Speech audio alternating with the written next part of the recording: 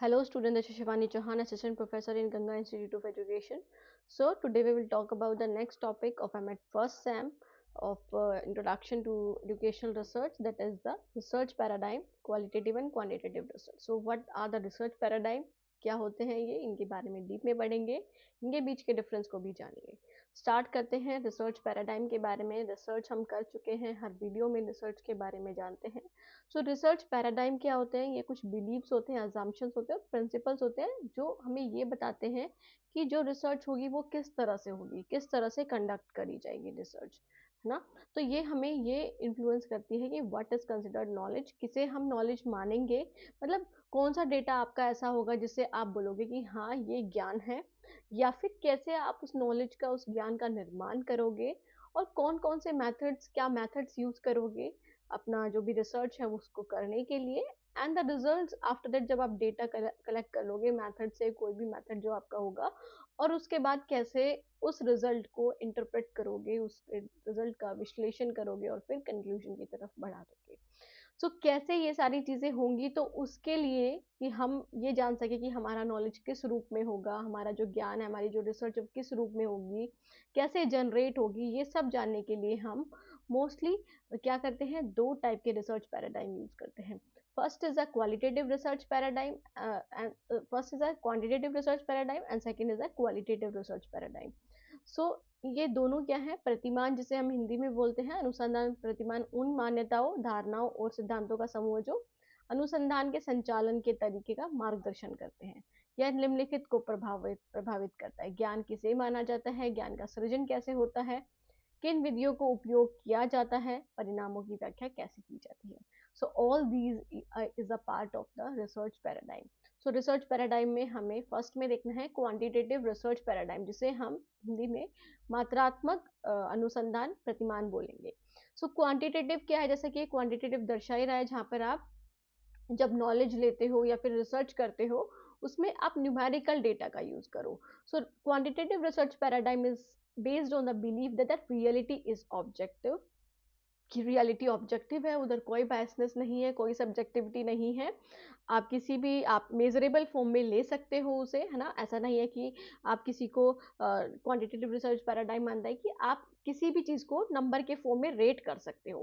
For example मैं आपको बोलूँ कि आप इतने सुंदर दिखते हो, इतने, मतलब मैं आपको रेट कर दूंगी 1 2 3 4 5 6, पर कॉमनली रूप में हम ऐसा करते नहीं है ना, तो इसलिए ही वो क्वालिटेटिव रिसर्च पैराडाइम आया। हम ये बोलते हैं आप बहुत सुंदर दिख रहे हो, ज़्यादा कम, है ना, ऐसे तो बोल सकते हैं, बट हम रेट नहीं कर सकते न्यूमेरिकल फॉर्म में।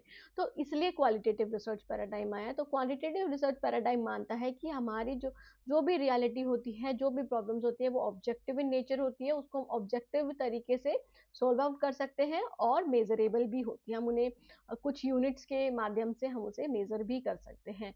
सो knowledge is acquired through numerical data, जो ज्ञान होता है वो हमें न्यूमेरिकल डेटा के रूप में मिलता है। हम स्टैटिस्टिकल एनालिसिस करते हैं, डिफरेंट मेथड्स, डिफरेंट टेस्ट लगा करके उसका जो एनालिसिस है, विश्लेषण कर सकते हैं, और हाइपोथेसिस टेस्ट कर सकते हैं। फॉर एग्जांपल आपकी कोई प्रॉब्लम है, जैसे कि हाइट का बच्चों की हाइट जो है उसका, उस पर कॉम्प्लेन का प्रभाव है या नहीं है, हॉर्लिक्स का प्रभाव है या नहीं है, आपको ये जानना है कि अफेक्ट है या नहीं है। तो आप यहाँ पर क्या कर सकते हो, आपने एक हाइपोथेसिस मान लिया कि yes there is a fact between, है ना, there is relationship between complain and the height of the students. दूसरा आप मान लोगे कि there is no difference between the height and the complain. Okay, तो कोई डिफरेंस बिटवीन नहीं है, कोई रिलेशन नहीं है, तो ये आपने हाइपोथेसिस बना लिए। अब आप इन्हें टेस्ट कर सकते हो न्यूमेरिकल फॉर्म में। न्यूमेरिकल इन द सेंस कि आप डेटा ले सकते हो, आप बच्चों से क्वेश्चनेयर फिल करा सकते हो, या फिर आप बच्चों से पूछ सकते हो ना कि कितनी हाइट आपकी बड़ी है कॉम्प्लेन पीने से।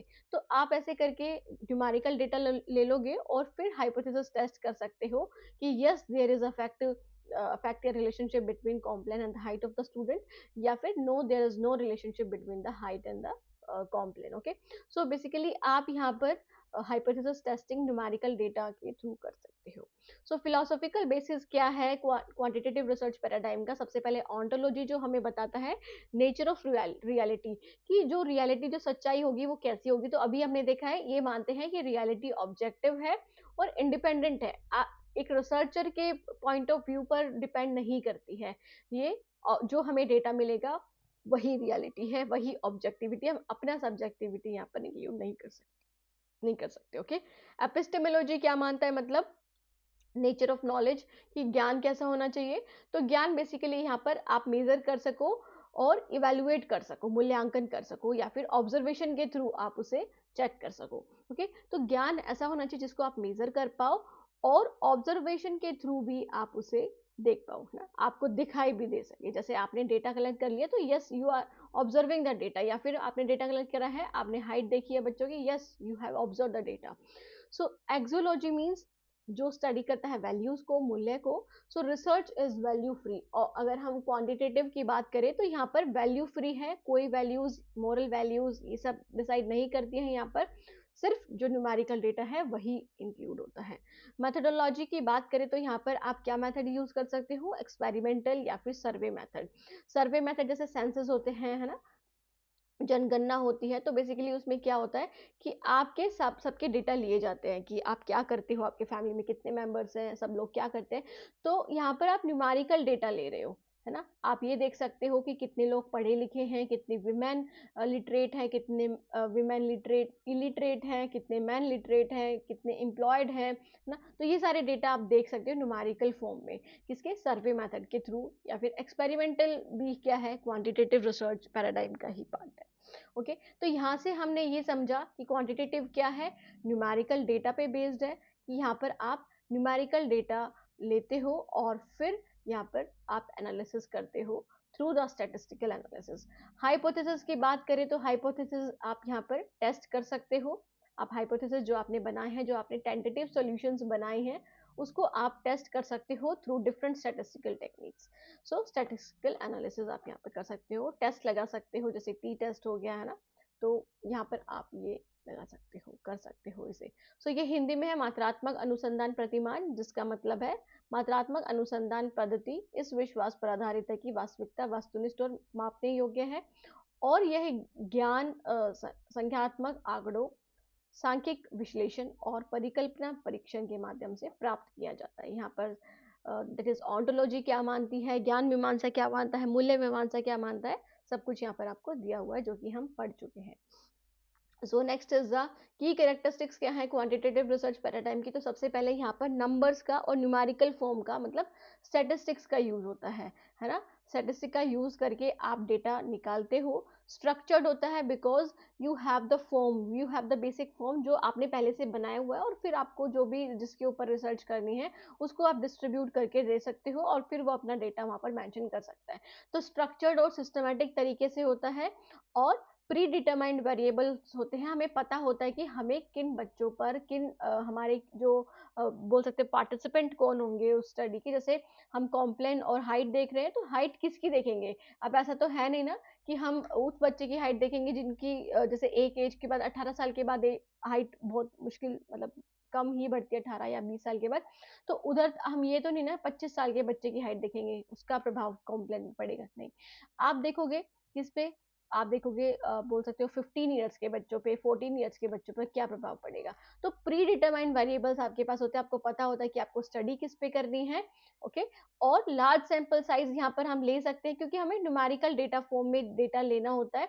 तो इससे हम डिफरेंट पीपल को इसमें इंक्लूड कर सकते हैं, अपने पार्टिसिपेंट बना सकते हैं।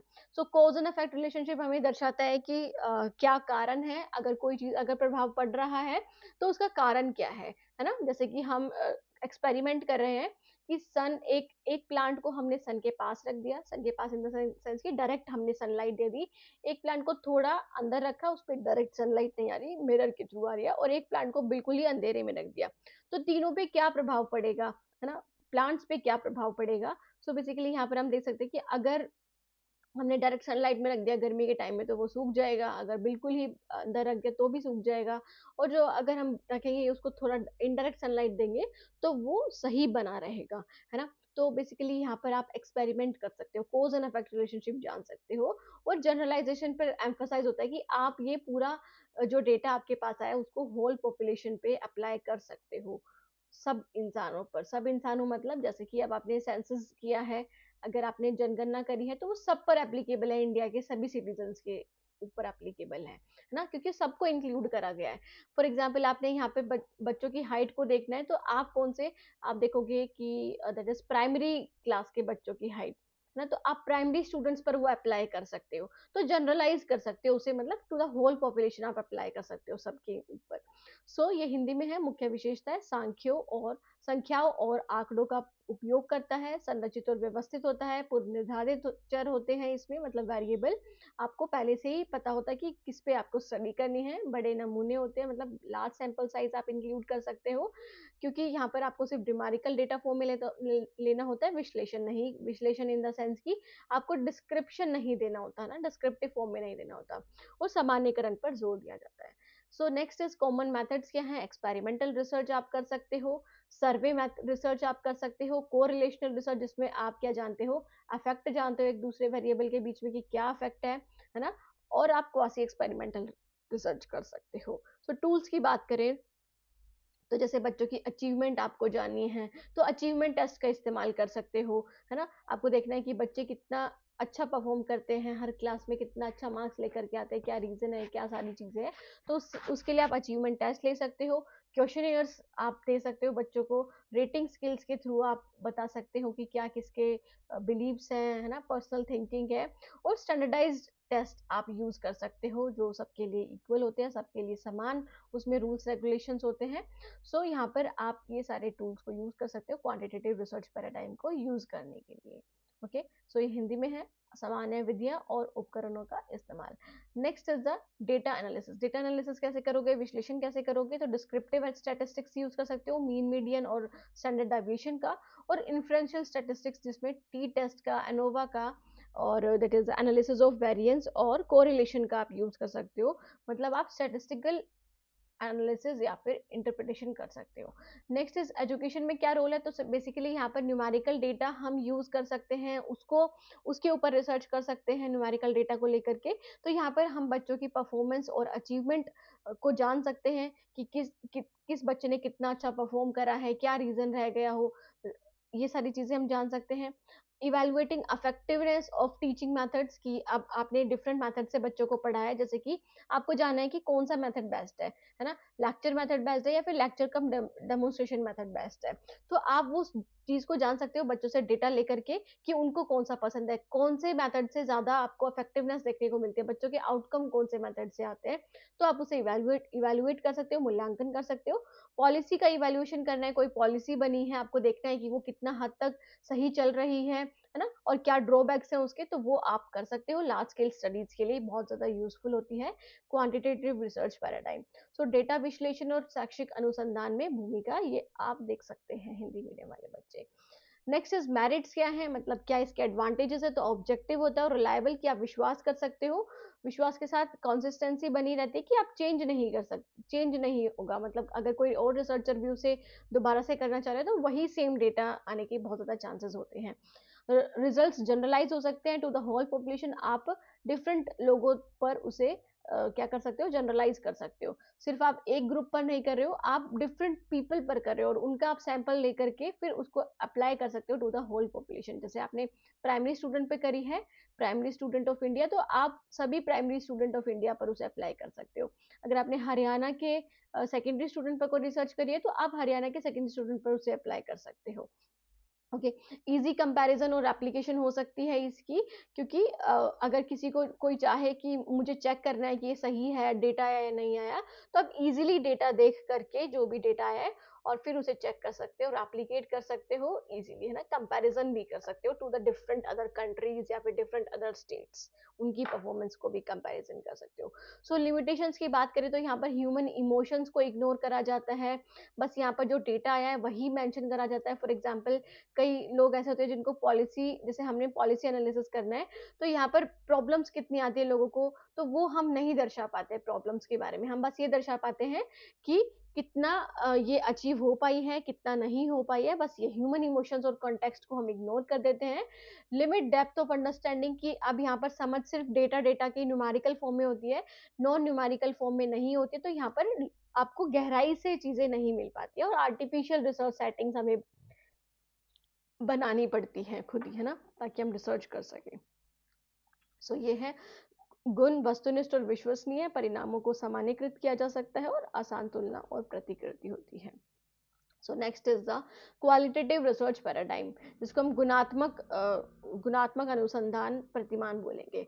सो मीनिंग क्या है? क्वालिटेटिव रिसर्च पैराडाइम बिलीव करती है कि जो हमारी रियलिटी है, जो सच्चाई है, वो सब्जेक्टिव है, मतलब आपके पॉइंट ऑफ व्यू पे या फिर किसी पर्सन के पॉइंट ऑफ व्यू पे भी बेस्ड है। ऐसा नहीं कि जो आपको डेटा मिल गया बस वही सच्चाई है और जो आपके इमोशंस है वो गलत है। ओके, और सोशली कंस्ट्रक्टेड है, सोसाइटी ने बनाई है। हमारे लिए सही गलत वही चीज है जो सोसाइटी ने बनाई है। फॉर एग्जाम्पल, नॉनवेज, अगर हम हिंदू की बात करें तो हिंदूज में नॉनवेज को बेकार माना जाता है, गलत माना जाता है। बट ऐसी कंट्रीज जहाँ पर नॉनवेज ही चलता है उनके लिए वो गलत नहीं है, उनके लिए वही सही है ना। तो बेसिकली यहाँ पर गलत और सही चीजें क्या है, सब्जेक्टिविटी है इसमें इंक्लूड है, मतलब सोसाइटी ने बनाई है, सही गलत के मायने या फिर तौर तरीके क्या हो सकते हैं।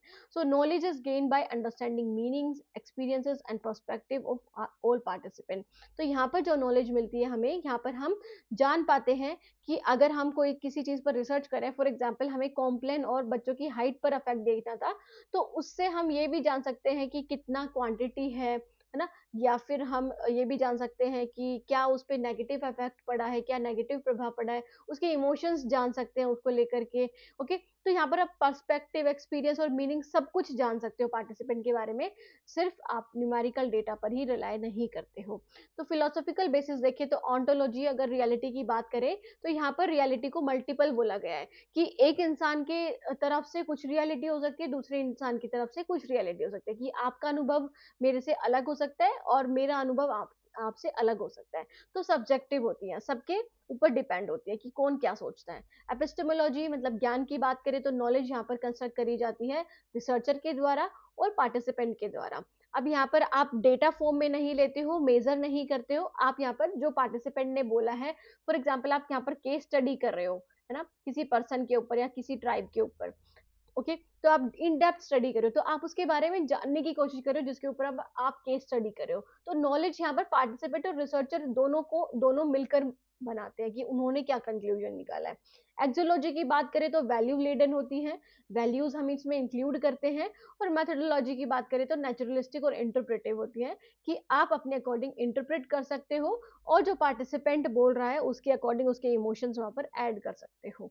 ओके, तो यहाँ पर नेचुरल चीजें होती है, आर्टिफिशियल नहीं होती है। तो यहाँ पर आप डिस्क्रिप्टिव डेटा देते हो, डिस्क्रिप्टिव मतलब पूरा मेंशन करते हो कि क्या चीजें क्यों अफेक्ट कर रहा है और क्या रीजंस हैं, लोग क्या सोचते हैं ना। जैसे आपको एनईपी पे एनालिसिस करना है, देखना है, तो आप यहाँ पर ये भी देखोगे कि लोग क्या सोचते हैं, क्यों ये कंप्लीट नहीं हो पाई है अभी तक।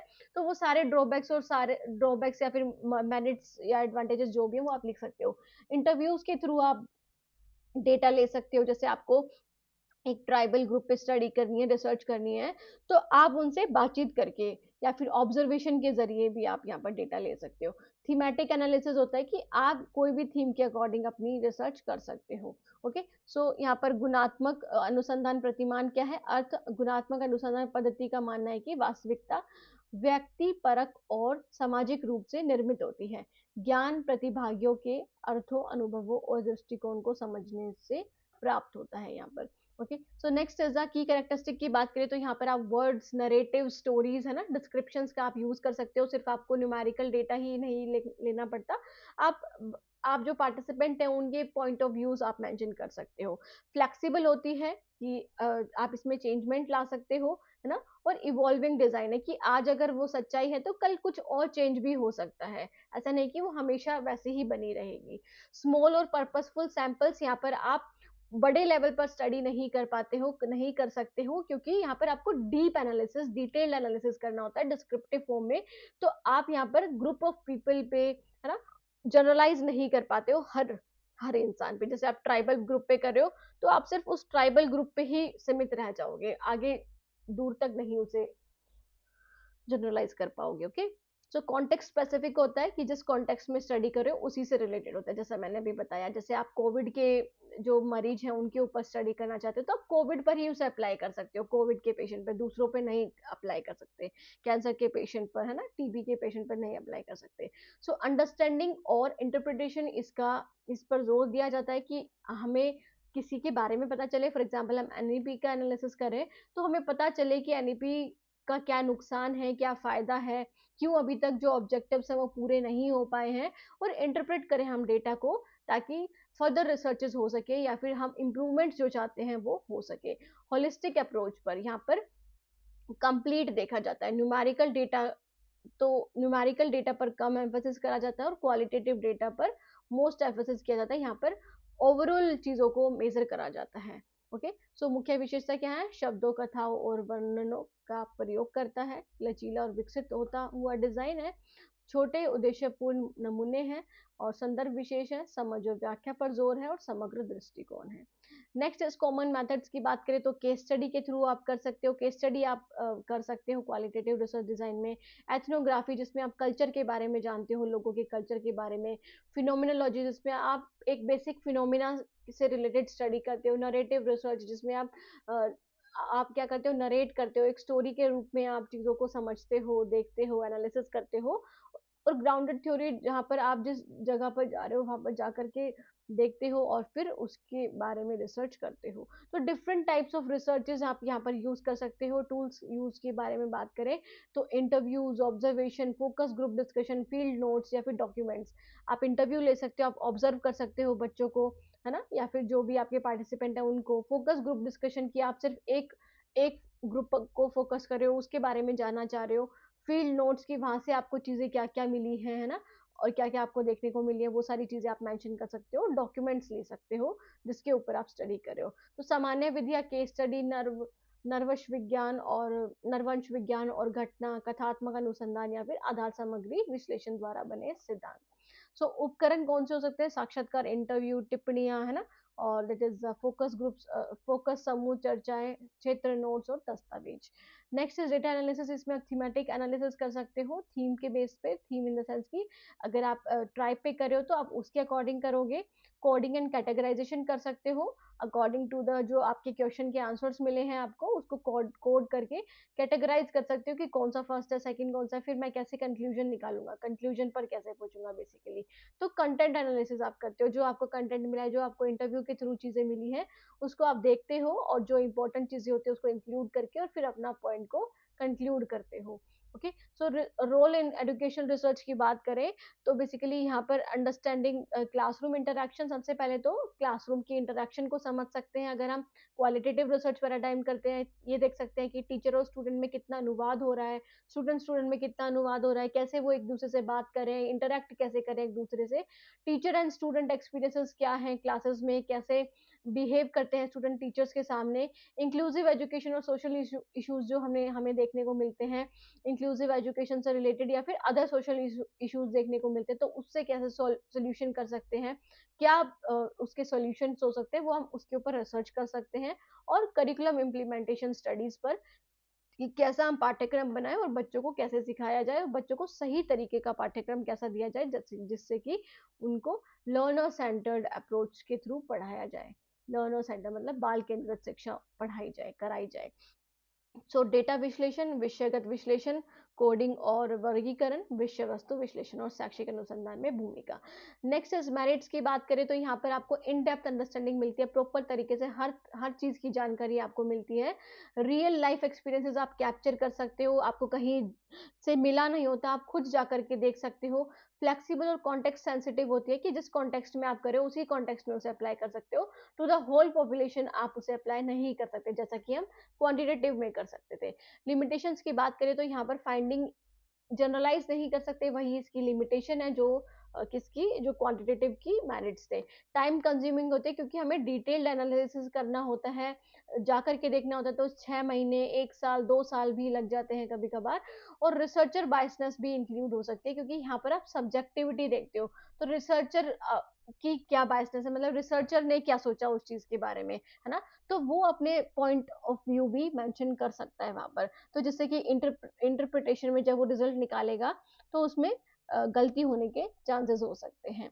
ओके, सो ये है गुणात्मक अनुसंधान प्रतिमान। गुण यह है गहन और विस्तृत समझ प्रदान करता है, वास्तविक जीवन के अनुभवों को दर्शाता है। ठीक है। सो ये हिंदी में ये इसका दैट इज हम बोला था ना मैंने, डिफरेंसेस भी देखेंगे हम। तो देखो, nature of reality qualitative research में सब्जेक्टिव होती है, बेस्ड होती है पार्टिसिपेंट और रिसर्चर के ओपिनियन पर, उन्होंने क्या देखा है, उन्होंने क्या फील है। और क्वांटिटेटिव की बात करें तो ऑब्जेक्टिव होती है, डेटा के अकॉर्डिंग। टाइप ऑफ डेटा क्या होता है, क्वालिटेटिव डेटा में डिस्क्रिप्टिव होता है और न्यूमेरिकल डेटा में क्वांटिटेटिव होता है। अप्रोच की बात करें तो इंडक्टिव अप्रोच का यूज करते हैं क्वालिटेटिव डेटा में। इंडक्टिव कैसे, कि आप यहाँ पे general to that is a specific, हाँ सॉरी, जनरल टू स्पेसिफिक जाते हैं, है ना। जनरल टू स्पेसिफिक जाते हैं और यहाँ पर आप स्पेसिफिक टू जनरल, एक स्पेसिफिक पॉइंट से जनरल की तरफ जाते हो, तो यहाँ पर डिडक्टिव रीजनिंग होती है। और सैंपल साइज की बात करें तो स्मॉल सैंपल साइज होते हैं और क्वांटिटेटिव में लार्ज सैंपल साइज की आप डिफरेंट लार्ज पॉपुलेशन पर भी अप्लाई कर सकते हो। और टूल्स की बात करें तो क्वालिटेटिव डेटा में इंटरव्यूज और ऑब्जर्वेशन के थ्रू आप डेटा कलेक्ट करते हो, क्वांटिटेटिव में टेस्ट और क्वेश्चनेयर के थ्रू कर सकते हो। एनालिसिस की बात करें तो क्वालिटेटिव डेटा में थीमेटिक और इंटरप्रेटिव होती है, कि आप अपने थीम जिस जिस चीज में आप स्टडी करे हो, जिस चीज की आप स्टडी करे हो उसके अकॉर्डिंग आप इंटरप्रेट करते हो, एनालिसिस करते हो। और क्वांटिटेटिव की बात करें तो यहाँ पर स्टैटिस्टिकल होता है, कि आप टेस्ट यूज करके, टी टेस्ट यूज करके, एनोवा टेस्ट यूज करके आप डेटा को इंटरप्रेट करते हो। आउटकम की बात करें तो यहाँ पर क्वालिटेटिव रिसर्च में डीप अंडरस्टैंडिंग बढ़ती है किसी भी इंसान की, अगर आप रिसर्च करते हो, क्योंकि आपको डिस्क्रिप्टिव फॉर्म में डेटा मिलता है। और क्वांटिटेटिव की बात करें तो यहाँ पर आप जनरलाइज कर पाते हो, सिर्फ आपको डीप अंडरस्टैंडिंग नहीं मिल पाती है टॉपिक की, है ना। कि आपको ये तो पता चल जाएगा कि क्या है और क्या प्रभाव है, बट ये नहीं पता चलता क्यों है, कैसे हुआ, तो वो सारी चीजें आप नहीं मेंशन कर पाते हैं। अब हम बात करें तो जैसे अब आज के एरा में आप दोनों ही पैराडाइम को साथ में यूज कर सकते हो एजुकेशन में, जिसमें क्वांटिटेटिव और क्वालिटेटिव दोनों आप इंक्लूड कर लोगे, है ना। आप डेटा भी यूज कर सकते हो और फिर उसको डिस्क्रिप्टिव फॉर्म में भी लेकर जा सकते हो, जिससे कि अंडरस्टैंडिंग आपकी इंक्रीज हो जाएगी, कॉम्प्रिहेंसिव अंडरस्टैंडिंग मिलेगी। आप कंपैरेटिव डेटा भी यूज कर सकते हो, या फिर आप बोल सकते हो कि आप मेजरमेंट भी कर सकते हो, साथ ही साथ आप इन डेप्थ स्टडी भी कर सकते हो। ये है शिक्षा में दोनों प्रतिमानों का उपयोग क्या है। स्टूडेंट, ये था हमारी आज की क्लास। कोई डाउट है तो आप पूछ सकते हैं। बाकी thank you so much student for watching the video. मिलते हैं नेक्स्ट वीडियो में, तब तक के लिए take care, bye, have a nice day.